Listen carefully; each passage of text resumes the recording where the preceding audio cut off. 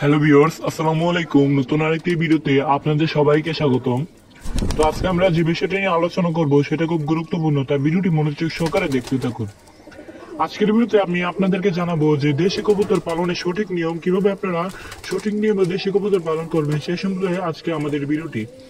Video শুরু করার আগে আপনাদের কাছে ছোট একটা রিকোয়েস্ট থাকবে, যারা আমাদের চ্যানেলে নতুন আছেন চ্যানেলটা সাবস্ক্রাইব করে আমাদের পাশেই থাকবে। চলুন আজকের ভিডিও শুরু করা যাক। দেশি কবুতর পালনের সঠিক নিয়ম আমরা অনেকেই জানি, বেশিরভাগ ক্ষেত্রে আমরা অনেকে দেশি কবুতর ছেড়ে পালন করে থাকি। তো প্রথমে আমরা বলে নিই যে দেশি কবুতর খাঁচায় পালবেন না ছেড়ে। দেশি কবুতর খাঁচায় পালন করা যায়, ছেড়েও পালন করা যায়। সেক্ষেত্রে খাঁচায় পালন করলে দেশি কবুতরটা থেকে বেটার হবে যদি দেশি কবুতরটা ছেড়ে পালন করা যায়।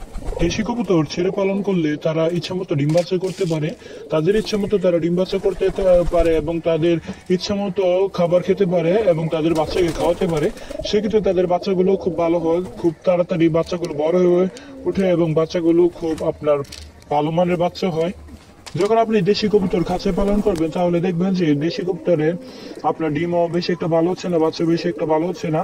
যখন আপনি দেশি কবুতরটা ছেড়ে পালন করবেন তারা কিন্তু জানেন যে কোন খাবারটা খেলে তাদের ডিমটা ভালো হবে, কোন খাবার খেলে তারা সুস্থ থাকবে, কোন খাবার খেলে তাদের বাচ্চাও খুব ভালো মানের হবে, ডিমও খুব ভালো মানের হবে, তারা কিন্তু জানে।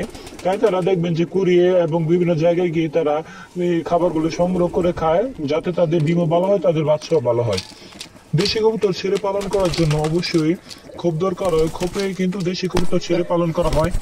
দেশি কবুতরকে যদি দুইটা খোপ দেওয়া হয় এক জোড়া কবুতরকে, তাহলে বেশি ভালো হয়। কারণ দেখেন, যখন কবুতরের বাচ্চা 15 থেকে 20 দিন হয়ে থাকে তখন কবুতর কিন্তু আবার ডিম দিয়ে থাকে।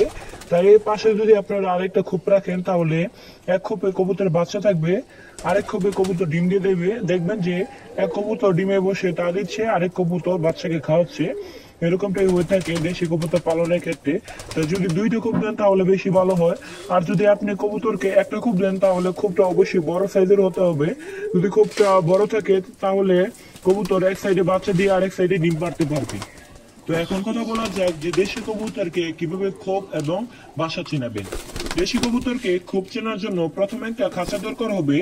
যে জোড়া দেশি কবুতরটাকে আপনারা খোপটা চেনাবেন ওই জোড়া দেশি কবুতরকে আপনারা খোপের ভিতরে দেবেন। খোপের ভিতরে দেওয়ার পর খাঁচার দরজাটা খুলে আপনারা খোপের দরজাটার সাথে আপনারা এক মুখোমুখি করে খাঁচাটা রেখে দেবেন। তখন দেখবেন যে তারা খোপের ভিতরে যাবে, আবার খাঁচাতে আসবে।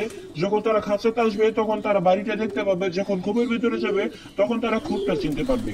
তখন আপনি যখন এক সপ্তাহ পর্যন্ত রাখবেন, এক সপ্তাহ পর্যন্ত রাখার পর যখন কবুতরের জোড়াটাকে ছাড়বেন দেখবেন যে তারা তাদের খোপটা তারা চিনে গেছে এবং বাড়িটাও কিছু কিছু তারা চিনে গেছে। কস্টিপ মেরে অবশ্যই ছাড়বেন। যখন আপনারা পাখায় কস্টিপ বাঁধবেন দেখবেন যে কবুতরটা উঠতে পারবে কিন্তু বেশি দূর যেতে পারবে না, তখন সে সুস্থভাবে বাড়িটা চিনে ফেলবে।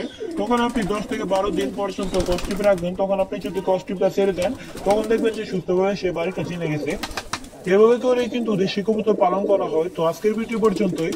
দেখা হচ্ছে আমাদের পরবর্তী ভিডিওতে। ভিডিওটিতে অবশ্যই একটি কমেন্ট করে যাবেন এবং ভিডিওটি ভালো লাগলে অবশ্যই একটি লাইক দিয়ে যাবেন। দেখা হচ্ছে আমাদের পরবর্তী ভিডিওতে। আজকের জন্য বিদায় নিচ্ছি। আল্লাহ হাফেজ।